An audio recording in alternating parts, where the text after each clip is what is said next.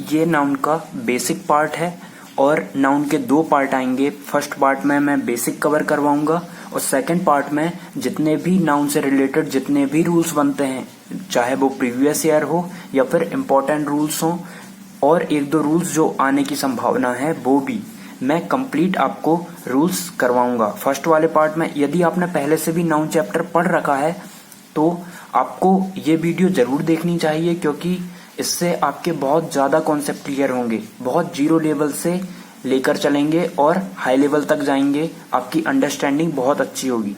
तो हम स्टार्ट करते हैं। आपने नाउन की जो डेफिनेशन शुरू से लेकर आप जब से नाउन पढ़ रहे हैं तब तक अभी तक आपने यही पढ़ा होगा कि noun is the name of any person, place और थिंग्स, यही पढ़ा है। लेकिन ये डेफिनेशन पूर्णतः सही नहीं है। अब क्यों सही नहीं है और इसकी सही डेफिनेशन क्या होगी ये मैं आपको बताता हूं, ठीक है। अब देखते हैं। देखिए, आपने यदि मैं इसका हिंदी अर्थ करूं तो क्या होगा, किसी प्राणी, वस्तु या स्थान के नाम को ही हम क्या कहते हैं, संज्ञा कहते हैं। अब यहां पर आप देख पा रहे होंगे ऑनेस्टी, ऑनेस्टी भी एक क्या है, नाउन है, ठीक। अब ऑनेस्टी एक नाउन है, लेकिन फिर ये तो ना प्राणी है, ना ही वस्तु है और ना ही स्थान का नाम है। तो आप कैसे कह सकते हैं इसको, ऑनेस्टी को, कि ये नाउन है, ठीक है। तो थोड़ा से लॉजिकल वे में समझते हैं हम। तो नाउन की यदि हम सही डेफिनेशन दें तो क्या देंगे, noun is a naming word, ठीक है। किसी का भी नाउन, किसी का भी नाम जो है वो एक नाउन है। किसी प्राणी का नाम क्या है, एक नाउन है।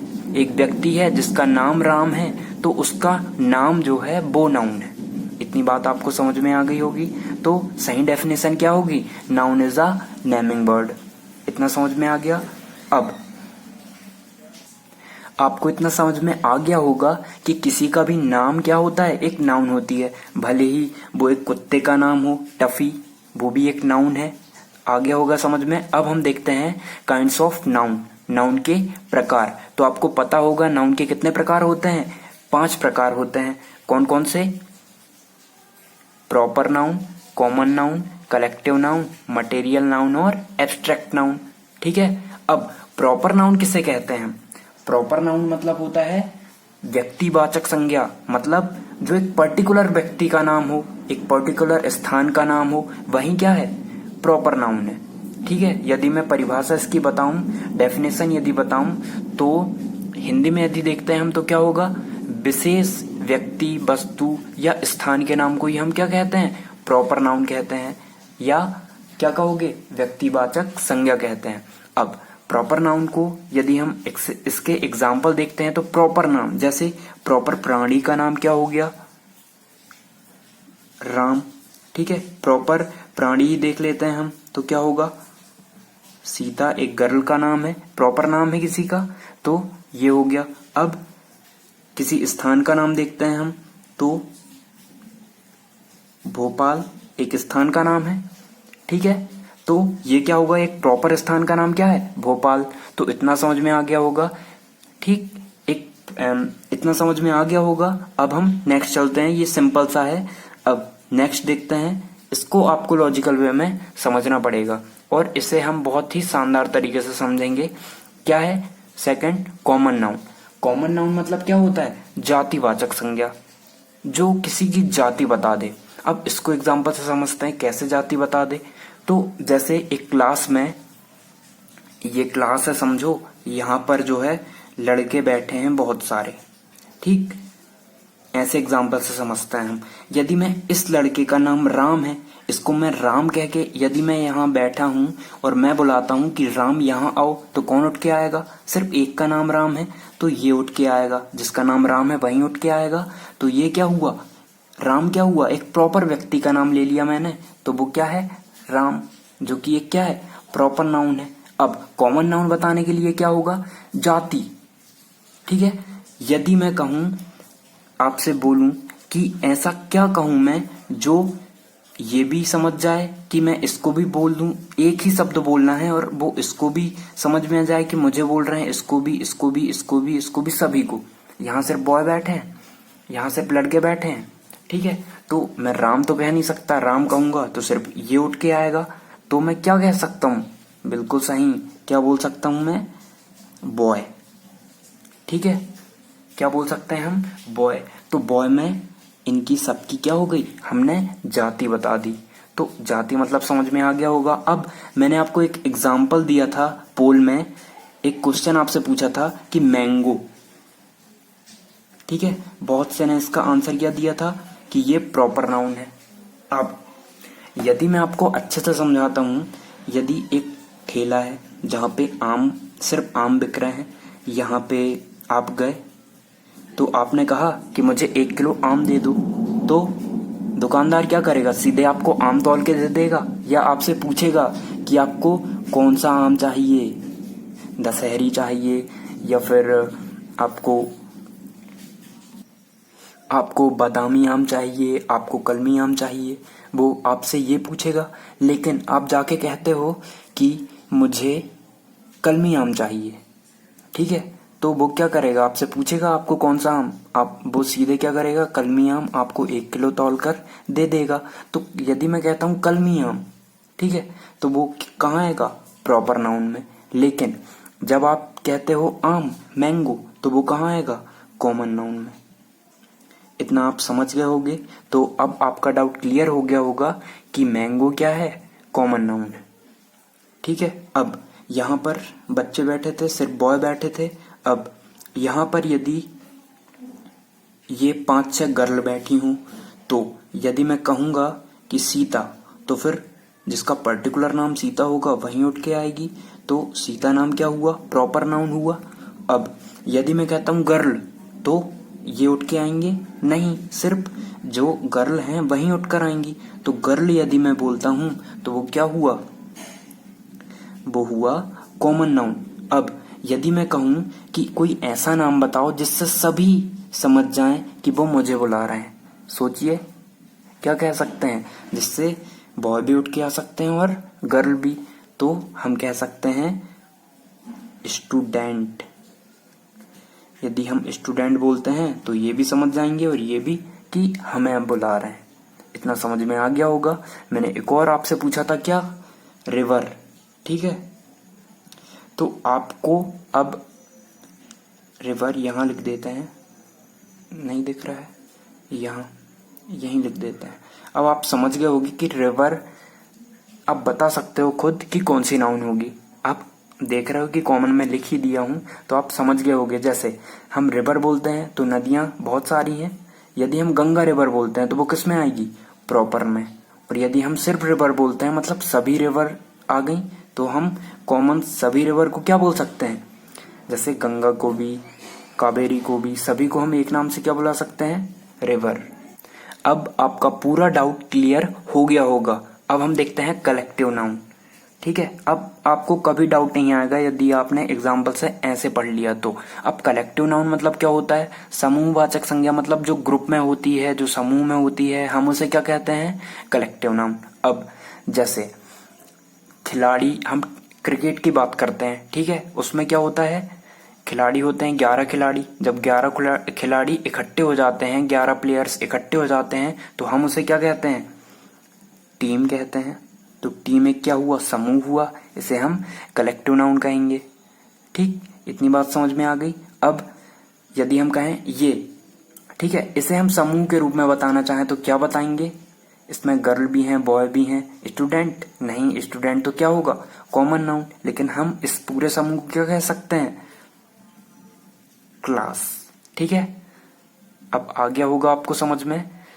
ज्यादा लंबी वीडियो ना बने इसलिए मैं कम ही एग्जाम्पल बता रहा हूं, आपको इतने में समझ आ गया होगा। अब हम देखते हैं मटेरियल नाउन, ठीक है।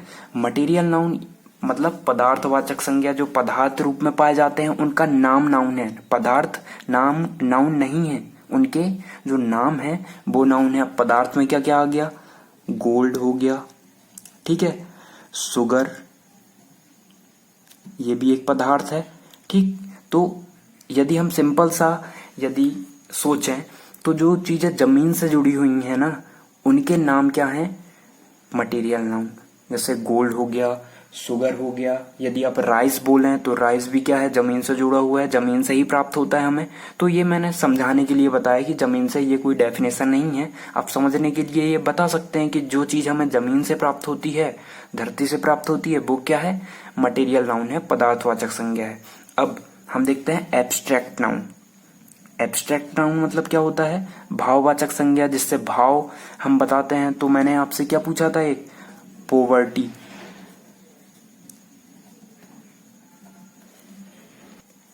पोवर्टी का मतलब क्या होता है, गरीबी, ठीक है। तो ये भाव के रूप में होती है। अब यदि हम इसको यदि डेफिनेशन देखते हैं या फिर समझने के लिए देखते हैं, तो आप ये कह सकते हैं जैसे हम छू या देख नहीं सकते, सिर्फ भाव ही ऐसी चीज है, हम जैसे छू या देख नहीं सकते, तो जो उनके नाम है वो नाउन है। अब हम बात करते हैं ऑनेस्टी की, ठीक है। एक मिनट, ऑनेस्टी, क्या आप किसी की ईमानदारी को छू सकते हो या फिर देख सकते हो किसी की ईमानदारी की, कितनी ईमानदार है ये, या कोई लड़का कितना ईमानदार है, हम नहीं देख सकते। तो आप यहाँ से याद रख सकते हो कि ईमानदारी जो है हम छू या देख नहीं सकते, एक समझने के लिए बता रहा हूँ, ये कोई डेफिनेशन नहीं है। तो ये क्या है, ऑनेस्टी एक ईमानदारी है, इसका नाम जो है ऑनेस्टी जो है वो क्या है, एब्स्ट्रैक्ट नाउन है। अब इतना आप समझ गए होंगे, ठीक है। तो आपको कभी भी इनसे रिलेटेड कोई भी प्रॉब्लम नहीं आएगी, और मैं टेलीग्राम पे इससे रिलेटेड क्वेश्चन आपसे पूछूंगा, ठीक है, जिससे रिवीजन होता चले आपका। अब आपको इतना समझ में आ गया होगा। अब हम बात करते हैं मॉडर्न इंग्लिश की। जो मॉडर्न इंग्लिश के जो राइटर हैं, उन्होंने ये बताया है कि नाउन को उन्होंने 3 टाइप्स में बांटा है। तो 3 टाइप्स कौन कौन से हैं, फर्स्ट है प्रॉपर नाउन, और सेकंड है काउंटेबल नाउन, और थर्ड है अनकाउंटेबल नाउन। तो उन्होंने क्या किया है, इंग्लिश ग्रामर को, मॉडर्न इंग्लिश ग्रामर जो लिखी है उन्होंने क्या बताया है कि नाउन के 3 टाइप्स होते हैं। कौन कौन से, प्रॉपर नाउन जातिवाचक, ठीक है, और काउंटेबल नाउन। काउंटेबल नाउन में हमारे कॉमन और कलेक्टिव दोनों आ जाते हैं। कैसे, बॉय को हम काउंट कर सकते हैं। काउंटेबल मतलब क्या होता है, जिसे हम गिन सकते हैं। अनकाउंटेबल मतलब जिसे हम नहीं गिन सकते। बॉय को गिन सकते हैं, मैंगो को गिन सकते हैं, गर्ल को गिन सकते हैं, टीम गिन सकते हैं कि 10 टीमों ने वर्ल्ड कप में भाग लिया है, ठीक है। क्लास गिन सकते हैं कि हमारे स्कूल में 10 क्लासेस लगती हैं, ठीक है। या 10th के 3 सेक्शन हैं, तीनों की क्लास अलग अलग है, ऐसे बोल सकते हैं हम। तो ये क्या हुई, काउंटेबल नाउन। और मटेरियल नाउन और एब्स्ट्रैक्ट नाउन को हम नहीं गिन सकते। जैसे गोल्ड को गिन सकते हो आप, नहीं गिन सकते। कि जैसे कोई रिंग है, इसमें गिन के बताओ कितना गोल्ड है, तो नहीं गिन सकते हम, ठीक है। पॉवर्टी, गरीबी, ऑनेस्टी, हम इनको भी नहीं गिन सकते। तो ये क्या है, अनकाउंटेबल नाउन है। तो उन्होंने क्या बताया इंग्लिश ग्रामर को, उन्होंने नाउन को 3 पार्ट में बांटा है, प्रॉपर, काउंटेबल और अनकाउंटेबल। आपको ये समझ में आ गया होगा। अब हम नेक्स्ट पार्ट में चलते हैं, नाउन के नंबर के। नाउन के जो संज्ञा के वचन होते हैं वो कितने होते हैं, आपने पढ़ा होगा, 2 सिंगुलर और प्लूरल, एक वचन और बहुवचन, ठीक है। अब एक वचन में जो एक हो, सिर्फ एक हो, उसे हम क्या कहेंगे, एक वचन। और जो बहुत सारे हों, नहीं, जो 2 या 2 से अधिक हों, जैसे कहीं पर 2 लड़के हैं तो हम इन्हें भी क्या कहेंगे, बॉयज बोलेंगे। और 3 होंगे तो भी बॉयज बोलेंगे। इसलिए आप सही से क्या बोलोगे प्लूरल के लिए, 2 या 2 से अधिक के लिए हम क्या कहते हैं, वो प्लूरल होगा। तो सिंगुलर प्लूरल आपको समझ में आ गया होगा। अब जैसे मैं आपसे कहूं कि वाटर, आपने सुना होगा वाटर, और आपने ये भी सुना होगा वाटर्स, सुना है, ठीक है। ये भी होता है, ये भी होता है, लेकिन ये इसका प्लूरल नहीं है। ये एक नाउन के रूल का ये भी एक पार्ट है।